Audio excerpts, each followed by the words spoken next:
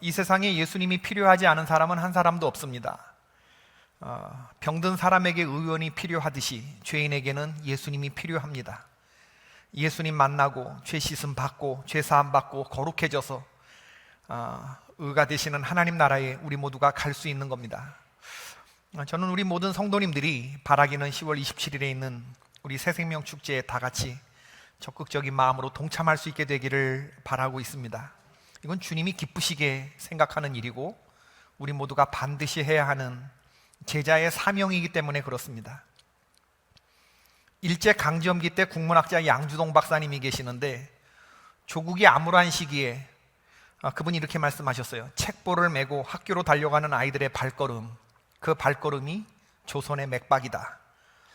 한의원에 찾아가면 제일 먼저 한의사가 우리의 맥을 짚어보죠. 건강하는지, 잘 맥이 뛰노는지. 그렇다고 한다 그러면 교회의 맥박은 무엇일까? 성도의 가슴 속에 복음의 감격이 살아서 숨쉬고 이 감격을 다른 사람에게 전하고자 하는 성도들의 힘찬 전도의 발걸음이 교회의 맥박인 줄로 믿습니다. 시카고 길거리에서 어떤 사람이 젊은이에게 물었어요. 당신은 예수 그리스도를 알고 계십니까? 그러자 그 젊은이가 퉁명스럽게 대답하기를, 저는 그런 사람 잘 모릅니다. 가서 당신 볼 일이나 보십시오. 그때 이분이 대답하기를, 이것이 저의 볼 일입니다. 하나님은 선생님을 사랑하십니다. 이 전도했던 사람이 그 유명한 D.L. 무디 목사님이셨죠. 전도를 자신의 본업이고 이게 내 볼 일이라고 생각했던 분. 제 목회 경험에 비추어 보면 교회에 대해서 호감을 갖는 여러 카테고리의 사람들이 있는데 누가 교회에 대해서 마음을 적극적으로 열고 복음을 긍정적으로 받아들이는가? 교회를 두 번째 방문하는 사람들, 그리고 교회에 갓 등록해서 새가족이 된 그분들의 가족이나 친구들, 그리고 자신의 중독 문제에 대해서 절감하고 있고 이것을 개선하고자 하는, 회복되기를 원하는 사람들, 뭐 알코올 중독이라든지 아니면 드럭이라든지 아니면 이게 성적인 문제라든지 이런 중독의 문제를 인식하고 이거를 회복하려고 교회에 나오신 분들, 이런 분들이 말씀을 잘 들어요.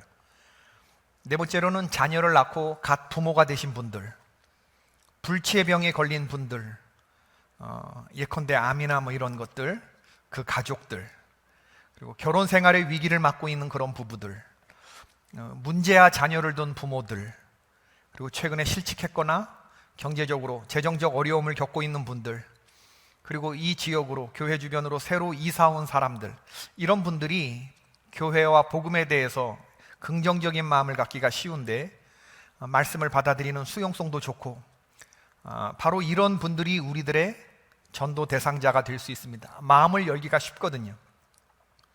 여러분들이 주변에서 이런 분들이 없나 한번 좀 살펴보시고 그들에게 복음을 전하는 그런 시간들이 되기를 바랍니다. 고린도전서 1장 21절의 말씀에 하나님의 지혜에 있어서는 이 세상이 자기 지혜로 하나님을 알지 못하므로 하나님께서 전도에 미련한 것으로 믿는 자들을 구원하시기를 기뻐하셨도다. 하나님은 세계 열방을 사람들이 전하는 미련해 보이기 쉬운, 말에서 말로 전달되는 이런 전도에 미련한 것으로 세상을 구원하실 방법을 삼으셨다는 겁니다. 미련해 보이는 전도의 방법. 그러나 이 미련해 보이는 우리들의 올해의 이 일이 하나님이 기뻐하신 일이 되고 한 영혼 구원하는 놀라운 역사로 이어지기를 바라는 것입니다. 오늘 말씀을 보십시다. 예수님이 베드로를 제자로 부르시는 그런 이야기인데, 시몬이라고 하는 사람은 갈릴리 호수, 갈릴리 바닷가라고도 하는데 손금 들여다보듯이 훤하게 꿰뚫고 있던 베테랑 어부였거든요. 이상하게 이 프로페셔널 어부가 그날따라 밤새도록 허탕을 치고 고기를 한 마리도 잡지 못한 채 돌아왔습니다. 그렇게 곤고하게 돌아왔던 그 새벽에 빈손으로 들고 들어왔던 그때에 비슷한 나이의 또래의 청년, 예수님이 해변으로 걸어오셨고 그 뒤를 한때의 무리가 따라왔습니다. 예수님은 시몬에게 다가와서 잠시 배를 타도 되겠느냐고 물었고, 그렇게 하라고 했더니 예수님은 배를 해변에서 조금 떼어달라고 부탁을 하십니다. 시몬은 사람들이 걸어서 접근하지 못할 정도로 배를 무태서 조금 떼어놓았죠. 그러자 예수님은 그 배에 오르셔서 무리들에게 설교를 하셨습니다. 시몬은 배가 그 자리에 머물러 있게 하기 위해서 키를 잡고 앉아서 귀를 기울이고 있었는데 자신도 모르게 그 배에 올라서 말씀을 전하는 그 청년 예수의 말에 빨려 들어가기 시작했습니다. 설교의 내용이나 태도를 보았을 때 보통 사람은 아닌 듯이 보였던 바로 이분.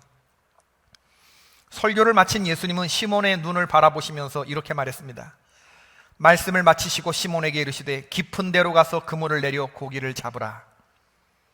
시몬의 상태를 정확하게 알고 계셨던 그 예수님, 거부할 수 없는 음성으로 들렸고, 그래서 시몬은 선생님, 우리들이 밤이 새도록 수고하였으나 잡은 것이 없지만은 말씀에 의지하여 내가 그물을 내리리이다 하고 다시 노를 저어서 갈릴리 바다로 나아갑니다. 그리고 말씀대로 깊은 곳에 이르러서 그물을 내렸을 때에 그물이 찢어질 만큼 많은 고기를 잡았죠. 시몬 베드로는 그렇게 예수님을 만났습니다. 그리고 그에게 예수님이 이렇게 말했죠. 나를 따라오너라. 내가 너로 사람을 낚는 어부가 되게 하리라. 사람을 낚는 어부라고 하는 말은 낚는 사람이 있고 낚이는 사람이 있다고 하는 것을 전제하죠. 예수님은 베드로를 제자로 부르시고 사람을 낚는 쪽이 되라 하고 말씀하시는 거예요. 그럼 어떤 사람들을 낚으라고 하시는 건가? 세상이라고 하는 물에 빠져 있는 사람들, 사망의 그늘에 앉아 고통받고 있는 사람들, 영적인 세계를 알지 못하고 복음을 알지 못하는 사람들, 세상 걱정과 염려에 사로잡혀 있는 사람들, 또 세상의 유혹과 쾌락에 몸을 맡긴 채 살아가는 사람들, 그 사람들에게 가서 그들의 영혼을 불쌍히 여기고 그들을 하나님 앞으로 인도하라. 사람을 낚는 어부가 되라. 고기를 쫓아다니는 사람이 되지 말고 너의 본질적인 일은 사람의 영혼을 낚는 것이다. 사람 낚는 것을 보통 전도라고 합니다. 이반겔리즘이라고 그러는데, 구원의 도를 전한다, 이 전도라고 부르는데, 많은 분들이 전도를 주님이 맡겨주신 사명이라고 인식하면서도 막상 전도를 잘하고 계십니까? 라고 물으면 대답을 망설입니다. 많은 분들이 이 전도의 사명을 잘 감당하지 못해요. 왜 전도를 잘 못하는가? 두 가지 이유가 있는 것 같은데, 첫째는 전도에 관심이 없어서, 둘째는 전도를 하는 것에 대해서, 사람 낚는 것에 대해서 시간을 들여서 연구하지 않기 때문입니다. 사람을 잘 낚기 위해서는 사람을 낚는 기술을 연마해야 되는데, 이거 연마하기 싫고 그리고 사람 낚기 싫어하는 거예요. 그러나 여러분, 사람 낚는 일은 좋고 싫고를 떠나서 주님이 우리에게 부탁하신 제자의 사명이다. 예수를 인격적으로 만난 사람들은, 예수님을 사랑하는 사람들은 그분의 말씀을 실천하고 순종하기에 마련입니다. 좋고 싫고가 없는 거예요. 제가 이 사람 낚는 것에 대해서 생각난 게 뭐냐면, 예전에 TV를 보았을 때 그 생활의 달인이라고 하는 프로그램이 있었는데, 여기서 나오는 대단한 낚시꾼을 본 적이 있어요. 이계철 씨라고 하는 분인데, 이 젊은 분인데, 이분이 뭐를 잘하냐면, 이분은 루어 낚시, 미끼 낚시의 달인이에요. 한번 영상이 있으면 한번 좀 봤으면 좋겠는데, 이분 나이가 몇 살이냐면 31살인데 경력이 16년 되신 그런 분이래요. 근데 이분 얘기가 삼촌이 어부여서 지렁이 낚시서부터 배웠는데 자기가 하다 보니까 여기까지 오게 되었다고. 이렇게 던져가지고 막 하는 이 루어 낚시를 하는데 실력이 기가 막힙니다. 어떤 이런 수풀이 있는 이런 그 강 같은 데 가가지고 쏘가리를 잡는데, 낚시를 탁 던지는데 그 쏘가리 있는 곳에 정확하게 딱 떨어지는 거예요. 그러면서 그거를 잡는데, 쏘가리 한 마리 잡는데 몇 분 걸리느냐? 4초 걸립니다. 4초. 딱 호수에 도착해서 보자마자 던지고 그리고 바로 끄집어내는데 몇 초 걸린다고요? 4초. 팔뚝만한 게 있다냐? 팔뚝만한 게. 그 나레이션 멘트가 어떻게 나오냐면, 낚시는 기다림이라고 하지만 이분에게는 예외입니다. 4초 만에 잡은 고기가 그 비싸고 귀하다는 쏘가리를 잡습니다. 던졌다 하면 잡는 젊은 루어 낚시의 달인, 던지면 들어가는 정확성. 여러분, 이분은요 왜 이렇게 고기를 잘 잡는가? 호수를 이해하고 계셨고 강을 이해하고 있었습니다. 고기가 사는 환경을 잘 알고 있는 그런 사람이었죠. 정확히 고기가 있는 곳에 정확한 타이밍에 정확하게 미끼를 끼워서 정확하게 던져요. 고기들이 물을 수밖에 없도록 루어를 만드는데, 기존의 시제품들은 이게 잘 살아있는 고기처럼 움직이지 않는다고 자기가 직접 제작해요. 그리고 색깔도 직접 칠해요. 그리고 그 고기가 살아서 움직이는 것처럼 이걸 연습을 하고 그러더라고요, 보니까. 여러분, 대부분의 사람들이 똑같은 장소에서 쏘가리를 낚는다면 아무데나 낚시를 던져놓고 무엇인가 물기를 바라는 그런 방식이겠죠. 한번 물 테면 물고 말 테면 말아라, 이런 식의 태도를 보였을 겁니다. 그런데 이계철 씨는 딱 보고 던지고 나서 1초, 2초, 3초, 4초 만에 팔뚝만한 걸 그냥 끄집어내는 거예요. 다른 사람들은 피레미 새끼 한 마리 낚지 못하는 시간에 동일한 원리가 사람을 낚는 것에도 적용될 수 있겠다. 낚시를 좋아하고 그리고 잘 낚기 위해서 시간을 들이고 정성을 들여서 연구하는 것. 지난 주간에 지방연합성회 때 북안교회 김상현 목사님이 오셔서 월요일, 화요일, 수요일 귀한 말씀을, 전도에 관한 말씀을 전해주셨는데 제가 말씀 얼마나 재밌게 들었는지 몰라요. 시간 가는 줄 모르고 들었는데 감독님 우리에게 물으시기를 뭐라고 그러냐면, 여러분 전도가 쉬워요, 아주 쉬워요? 쉬워요, 아주 쉬워요? 전도가. 전도는 아주 쉬운 거라는 거예요. 공부가 쉬워요, 아주 쉬워요? 공부 아주 쉬운 거래요. 공부는 어려운 게 아니래요. 그냥 주저앉아서 책장 넘기는 거래요. 이게 뭐가 어렵냐는 거예요. 그럼 뭐가 어렵냐? 어려운 건 성적 올리는 게 어렵지. 시험 봐서 점수 올리고 등수 올리는 것이 어렵지. 전도 어려워요, 정말 쉬워요? 전도도 쉽다는 거예요. 예수 그리스도를 그냥 이렇게 전달하면 된대, 단순히. 전도는 쉬운데 인도가 어렵다는 거죠. 교회로 데리고 나오는 인도가 어렵다는 거예요.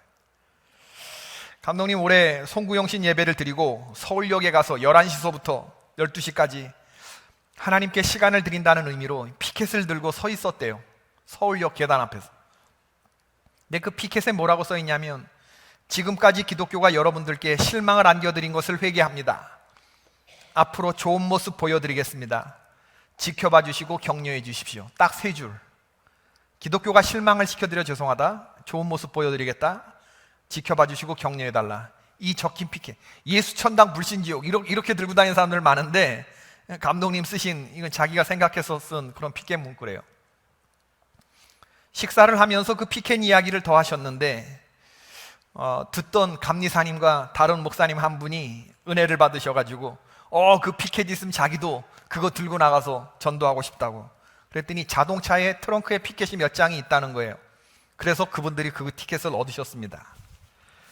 피켓 들고 1시간 동안 서울역 앞에 서 있는데 어떤 사람이 가까이 와서 그 피켓의 문구를 보면서 알긴 아슈? 이렇게 알긴 아슈? 기독교가 실망을 시켜드렸다는 거 알긴 아슈? 그렇게 하는 사람이 있고, 어떤 사람들은 거들떠도 안 보고 가고, 어떤 사람들은 더럽다는 듯이 침을 택 뱉고 그러고 가는 사람들이 있대요. 별의별 사람들이 다 있대요.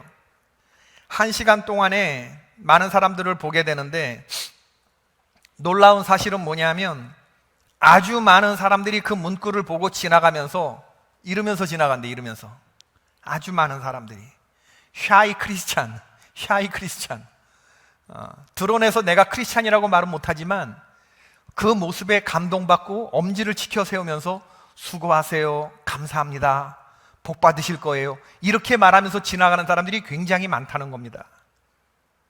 와서 덤비고 침 뱉고 이렇게 지나가는 사람들보다 크리스찬이라는 거 드러내지 않지만 그렇게 지나가는 사람들, 그걸 보면서 자기가 하나님은 일하신다, 창피한 시간이 아니라 은혜 받는 시간이었다고 그렇게 말씀을 하시더라고요. 감독님 전도는 쉬운데 교회로 인도하는 것이 어렵다고 그러면서 인도하는 법 하나 가르쳐 드릴까요? 그러면서 뭐라고 그랬어요? 전도 대상자에게 전화를 하라는 겁니다. 그러면서 이렇게 말하라는, 아무기 엄마 난 너무 속상해. 우리 교회 목사님이 이번 주일에 너무 좋은 말씀을 해주셨는데 내가 들으면서 아무기 엄마 생각이 났어. 지금 아무기 엄마가 그런 상황이잖아. 목사님 말씀하시는데 이러쿵저러쿵 이렇게 저렇게 말씀하시는데, 중요한 포인트는 뭐냐 하면 그분이 알아듣지 못하게 얘기하래요. 뭔 말을 하는지 알아듣지 못하게 말하는 게 포인트. 그리고 결론 다시 한번, 아무기 엄마 난 너무 속상해. 아무기 엄마가 직접 와서 들었으면 큰 도움이 되었을 텐데 난 너무 속상해. 아니 본인도 속상해하지 않는데 그 본인으로 인해서 어떤 속상하게 생각하는 이 집사님이 그렇게 속상하다 그러면서 전화를 주는 걸 보면 호기심을 갖게 되어 있다는 겁니다.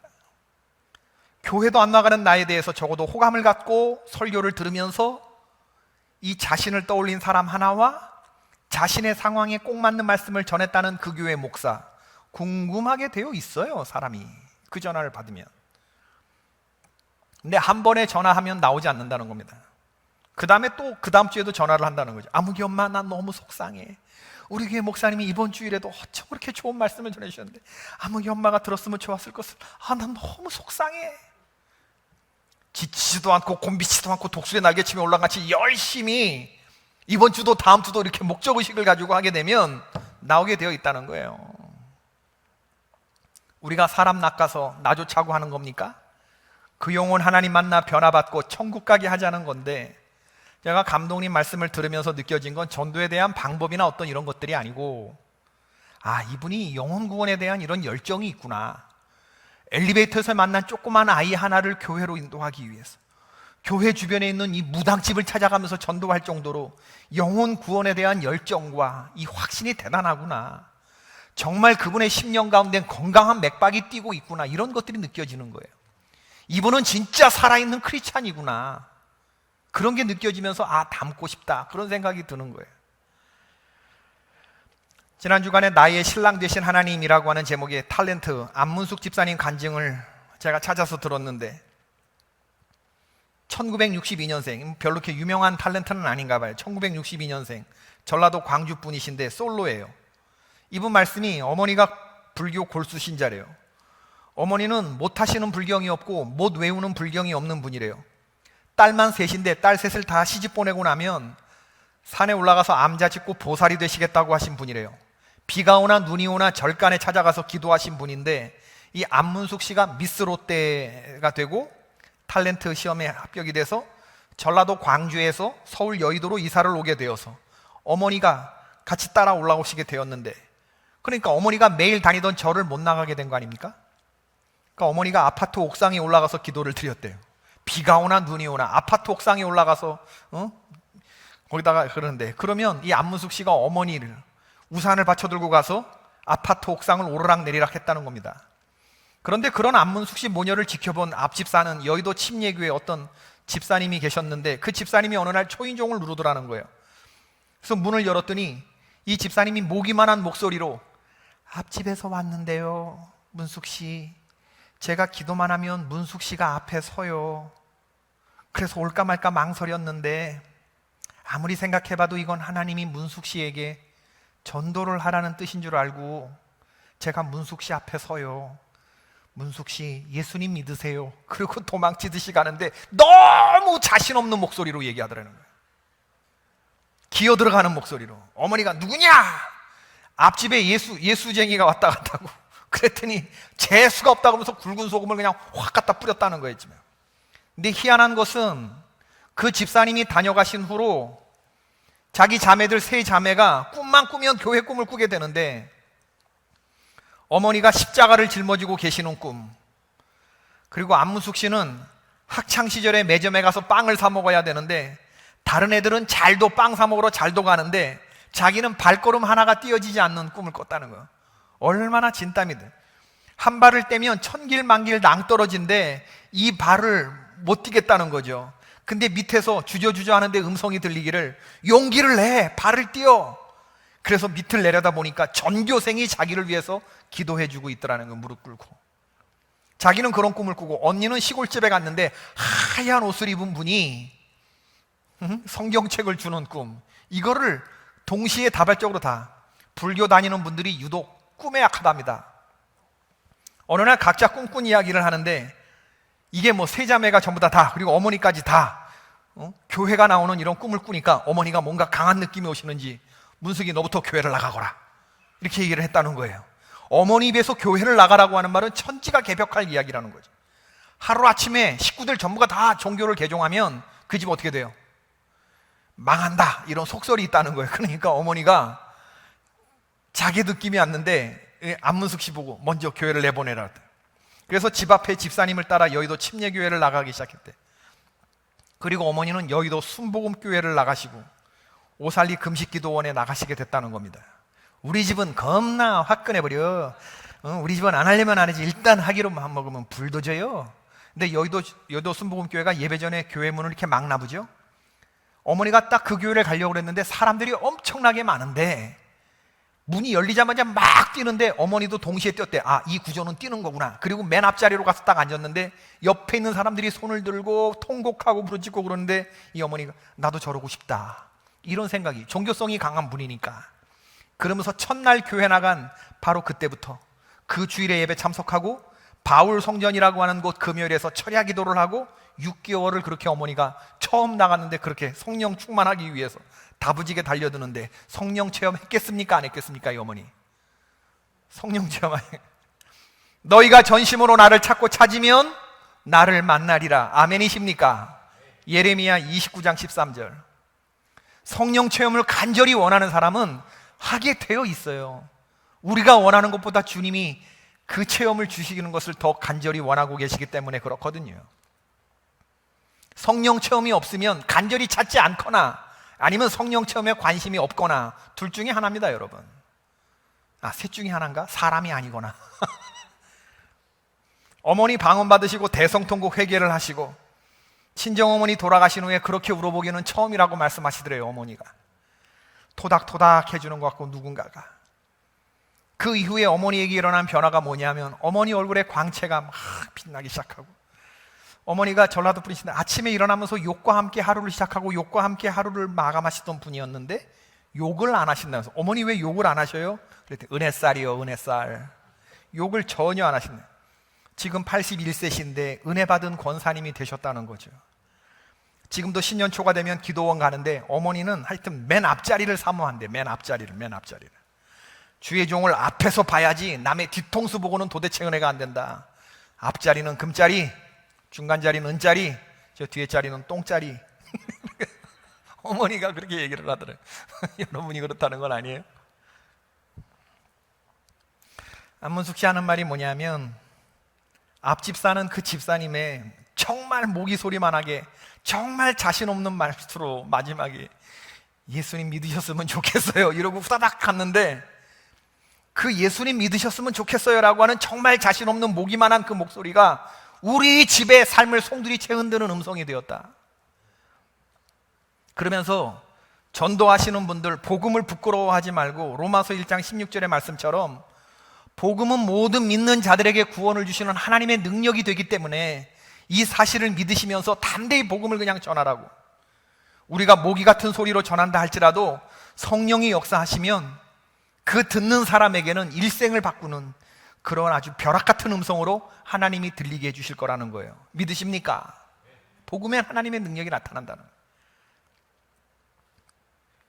사람을 낚는 어부가 되기 위해서 우리가 명심할 것이 하나 있는데, 우리 새생명 축제를 준비하면서 우리가 자칫 놓치기 쉬운 아주 중요한 대목이라고 생각이 돼요. 사람 낚는 것도 중요한데 사람을 낚기 전에 그 앞에 말이 있어요.